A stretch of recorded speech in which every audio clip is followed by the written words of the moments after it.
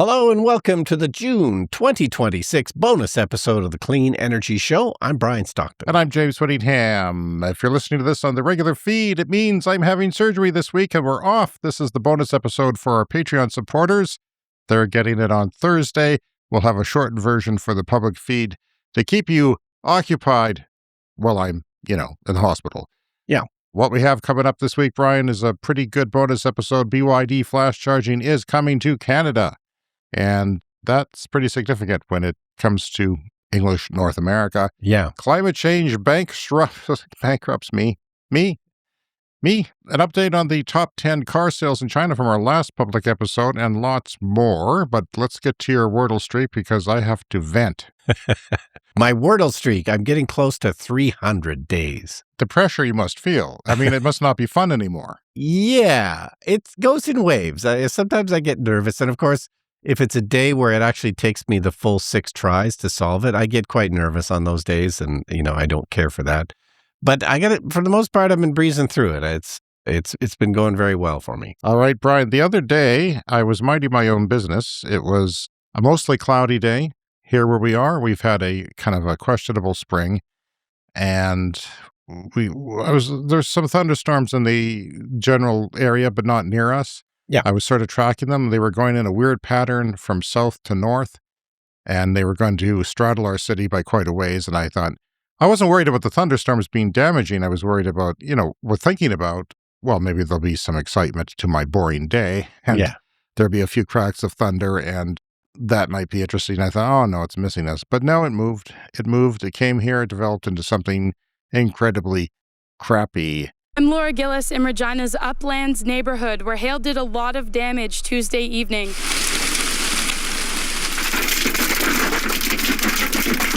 People woke up to leaves on the ground, dents in their cars, and even holes in their fences. We've got hail in my neighborhood, and only my neighborhood for the most part, of this sort of extreme.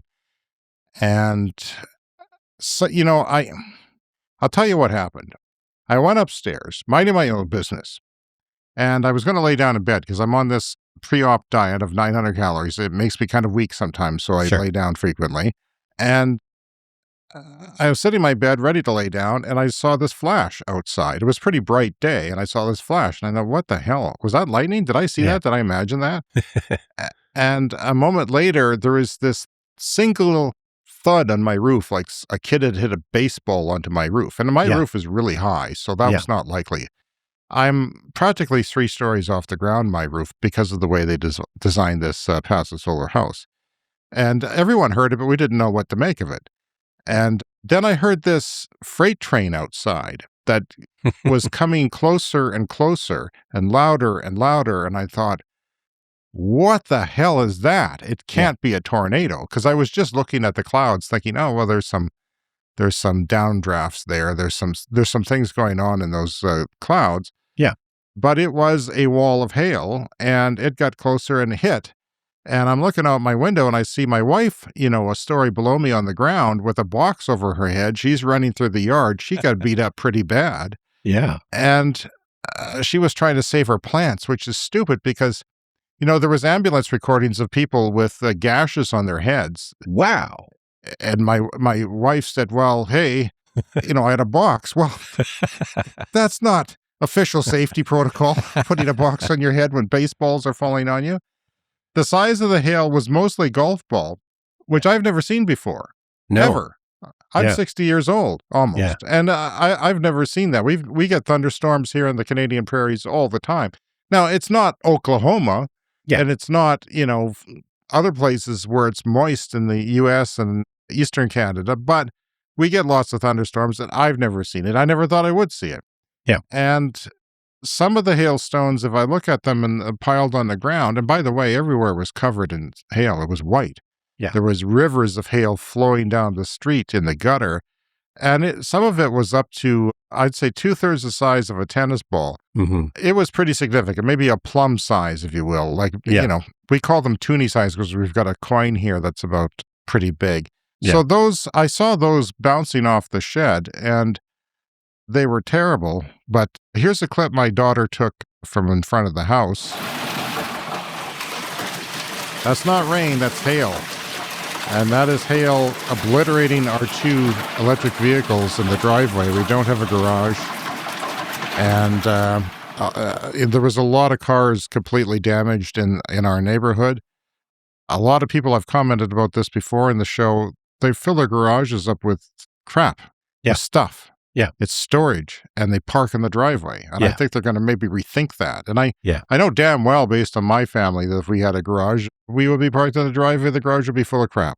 But Yeah. that's just the way it is. And it was bad. Yeah. It was my swimming pool cover. You put these covers with bubbles in them on swimming pools to keep the evaporation from happening, to keep it warm, to keep the Yeah. chemicals in. That's $100 gone, just completely obliterated. There's people with vinyl fences. I used to think those vinyl fences would last forever. Yeah. I didn't necessarily approve of them, but Yeah. people would put up these vinyl fences. I thought, well, those are good forever. No, No. they're not. Not in this era of climate change. It's quite weird. Despite the damage, some people in Upland say they're looking on the bright side. At least it's compost day.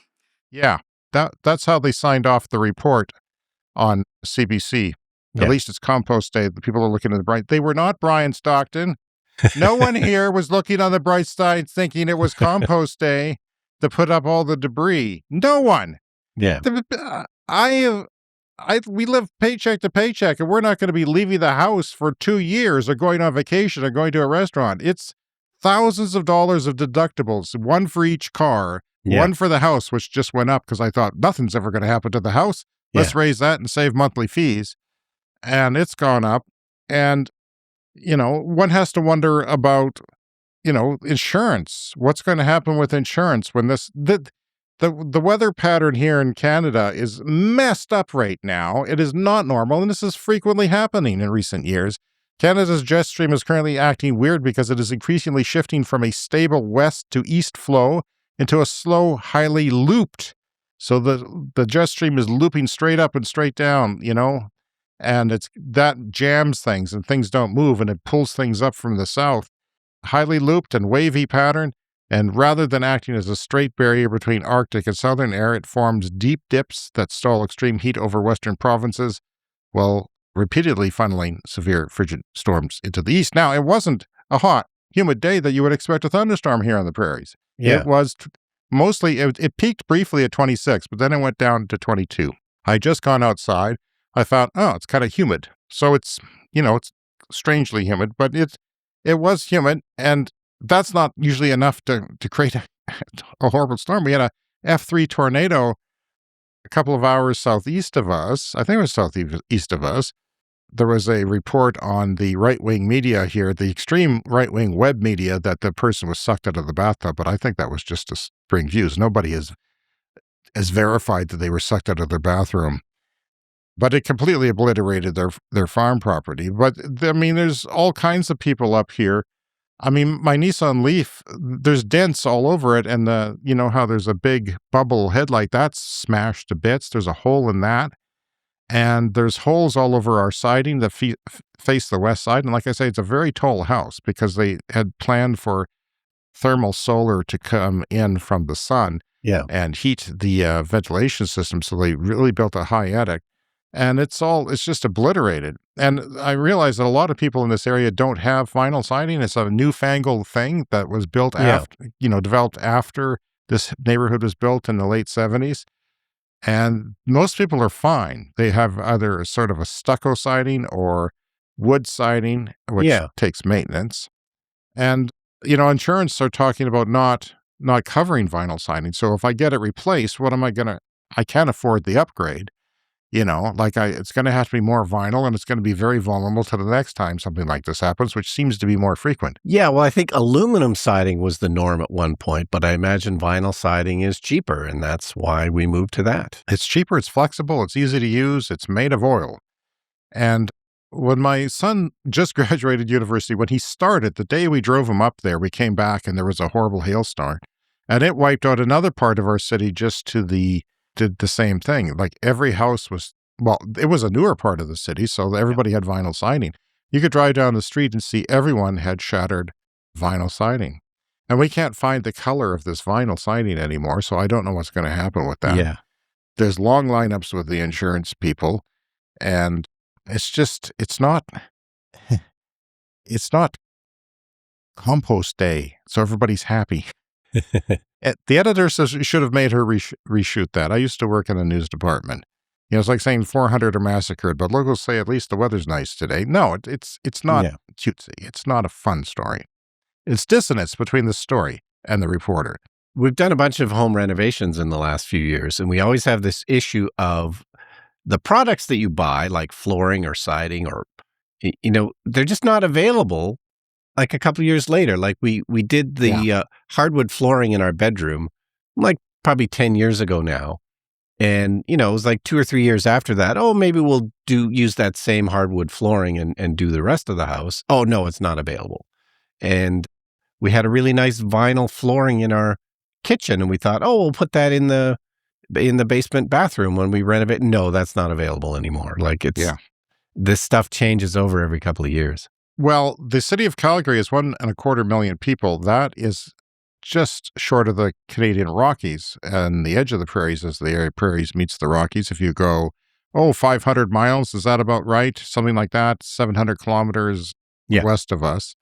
They're having this problem, we've mentioned it before, of hailstorms all the time. I've got relatives there that have had, and by the way, my camper, toast. It's not insured either. It's sitting there in storage. I had a pop-up tent trailer, and it's seriously dented and smashed to bits. And that happened to my brother-in-law once too, and his was insured. They sort of did a thing to fix that. I don't know what we're going to do. I don't know how they fix holes in the roof. And here's another thing. Mm-hmm. In our brand new Bolt, I guess it's 3 years old now, the left speaker in the stereo doesn't work since the storm. Huh. Now, there's a speaker. A lot of cars have a higher end, mid-range or higher end frequency speakers right under the window to reflect back to you. Yep. So ours is right adjacent to the left window, and something had to smash it. Either water got in, the leak was broken. The windows, by the way, are fine as far as we know. And that doesn't work. So I have to prove to them that, because our car is useless now. Like, you can't sell it. It's been in an accident, essentially. It's had a claim, and the repairs are not going to be perfect. And it's just a shit show of, and it's what we talk about. It's come to bite me, the host of this show, in the ass. And I want to send the bill to the oil refinery down the street, because this is not supposed to be happening. This type of stuff is really a freak occurrence, and it's never happened in 60 years. Yeah, we frequently get hail every 2 or 3 years. We get some hail, but you're right. It's normally like pea-sized, and it's normally not a big deal. My son didn't see hail of any kind until he was 18. Wow. He did not see any hail of any kind because, and when he did, he was pretty excited to see tiny little specks of hail. Yeah. Because he'd never seen it before. Well, this was just fun. I don't know what to do. I don't know. I'm certainly affected by it. Yeah, well, keep me posted. And the car stuff, hopefully they can suck out the dents rather than kind of finishing the whole car. They have ways to pop out dents, so hopefully they can do it that way. Yes, my neighbor actually works at the dent clinic where they do that. Yes. So I've been to the dent clinic. We'll be talking to her. They're excellent there. I like them. Well, I'll pass that along. I like them a lot. All right, we have an update on the top 10 car sales in China that we talked about on our last regular episode just a couple of days ago. But Electrek put out a sort of a further article with a bit more detail on it. And in fact, it's not just the top 10 cars sales in China. So the idea that we reported on last week, there are no fully combustion vehicles in the top 10 car sales in China anymore. Well, it turns out it's actually the top 16 if you go a little bit further on the list. The Geely Coolray is the best-selling combustion-only car, and it fell from 8th place last month to now 17th place in May. So the top 16 best-selling cars in China are now either fully electric or plug-in hybrid or extended range electric, which are electric vehicles that also use gas. The prime culprit, they say, wasn't so much a rise in EV sales as a collapse in non-EV sales. Combustion-only car sales went down by 39% year over year, and the previous month it was down 37%. So the oil shock is definitely affecting customers in China. People are opting not to buy combustion-only cars. This is a big drop, but also the plug-in hybrids and the extended range cars also dropped 24 and 28% expected, respectively. Hybrid sales down 24%. So fully battery electric cars were the only ones that actually went up. And yeah, it's moving fast and accelerated by the current oil prices. Yeah, we've always talked about there's a point in new car sales. At some point, people have to say, if I buy a gas car, is it a stranded asset? Yeah. Is it something that no one will want 5 years from now, 10 years from now? I think we're there now, but people don't realize that. Yeah.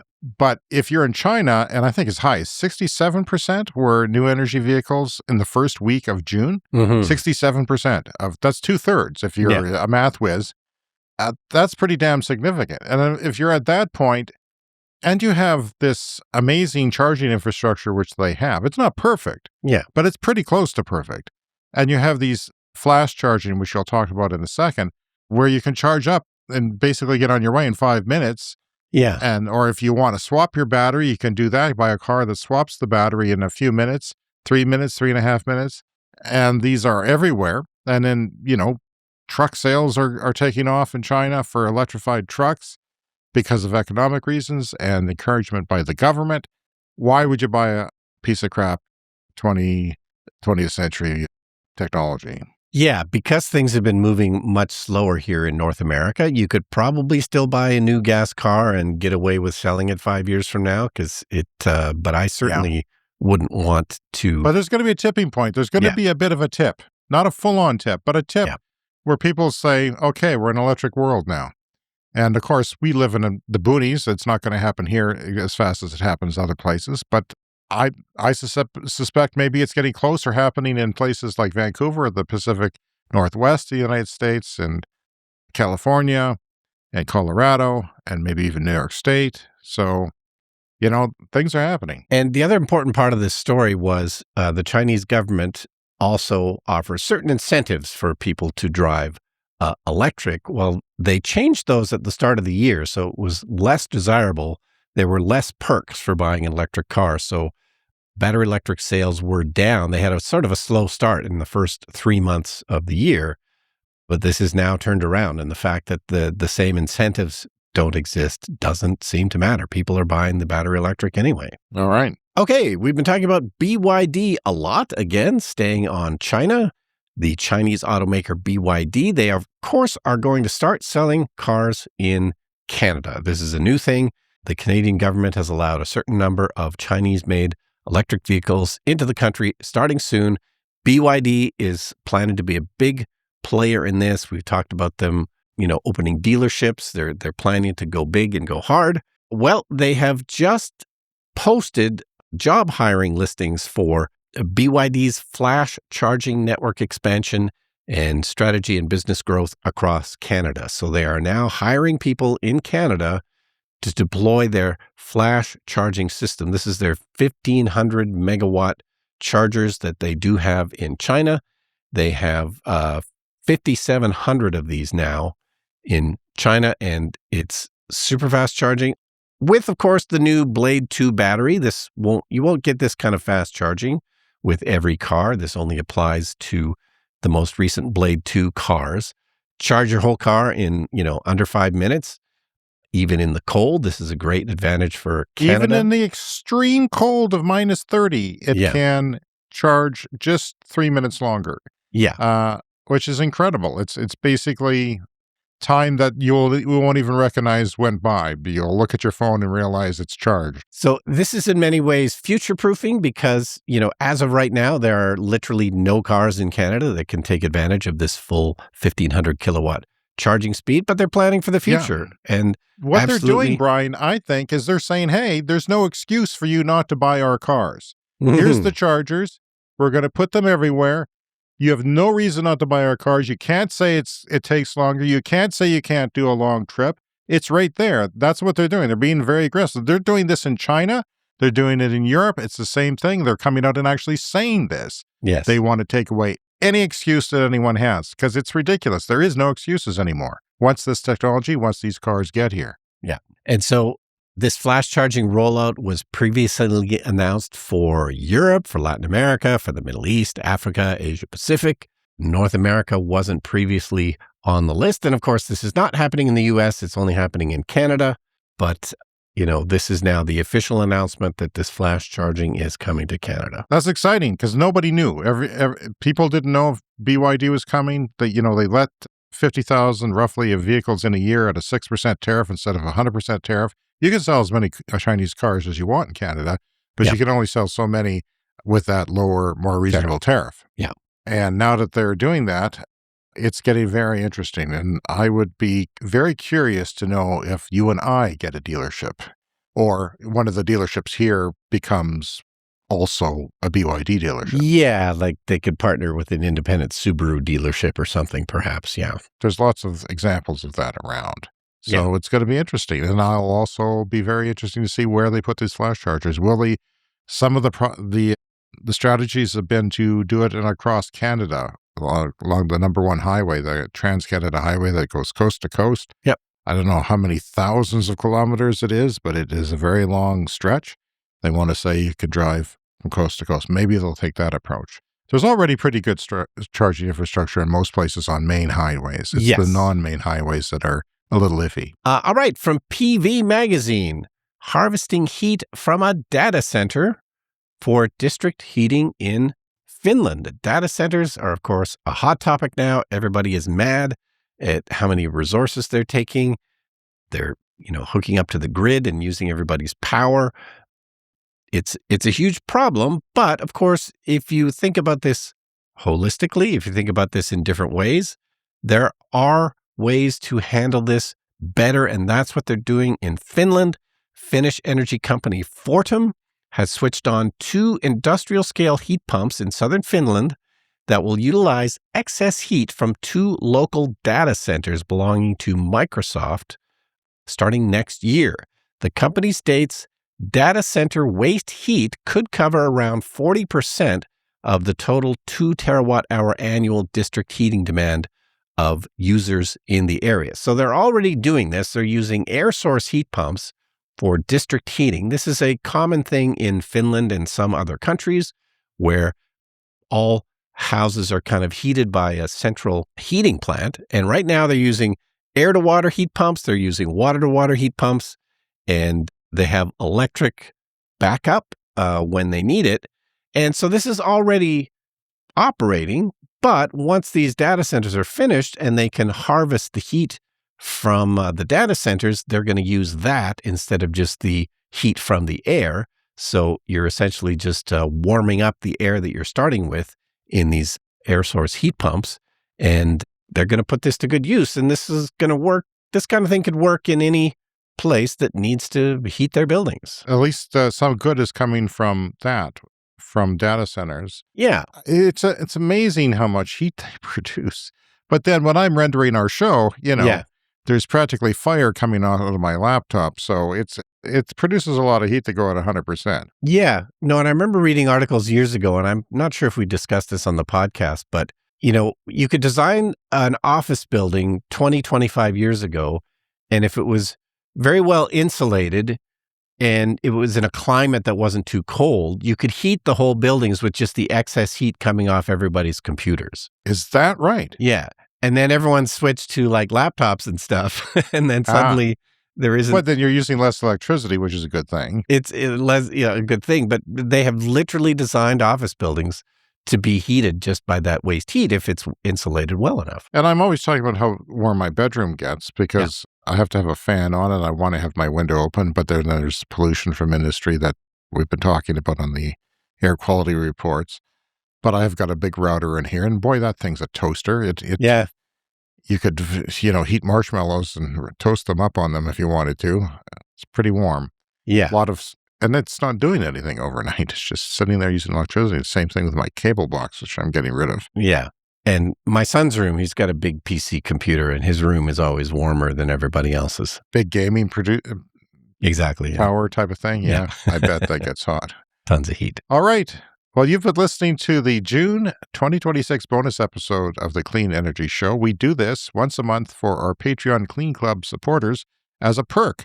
There's lots of perks you can get by joining our Patreon at patreon.com/cleanenergypod. It's kind of a thing where everyone contributes a little bit and helps creators get by. And some of us are trying to get by. So if you want to contact us, cleanenergyshow@gmail.com. And you can also leave us online voicemail messages at speakpipe.com/cleanenergyshow. All that information is there in your show notes. Go look at your show notes. Those links are there. And of course, we are an independent podcast, and we appreciate your support. When you do support us on Patreon with money, you can go there for free, by the way. But if you go and support us with money, you get ad-free episodes, early access before anyone else, exclusive behind-the-scenes content, and that lucrative once-a-month bonus podcast that you're currently listening to. If you're listening on the main feed, this is a short version of that because it is a perk for paying customers. And it's delayed as well. But we're putting this out there because I'm currently, if you're listening to this on the main feed, recovering from surgery. And hopefully, I read a horror story yesterday of somebody going to the ER because they got dehydrated horribly and sucked in 4.5 liters of IV fluid because they were that dehydrated after getting, because you can't drink anything, right? Your stomach's small, it's sore, and you have to drink constantly or you end up in the emergency. And I'm so trying not to do that. I've been planning and planning, and I'm going to hydrate the hell out of myself before I go to the hospital, which means they'll stick a catheter in me, and they're going to have to bring in a large rain barrel to put my urine because I'm really going to hydrate. Anyway, we'll see you on the other side, people. Thanks to Green Bastard, Brett Routley, and Tiernan, who support us at the highest level on our Patreon. We really appreciate your support, and all of you guys who support us on Patreon and just listening to the podcast. Thank you very much. All right. Thanks.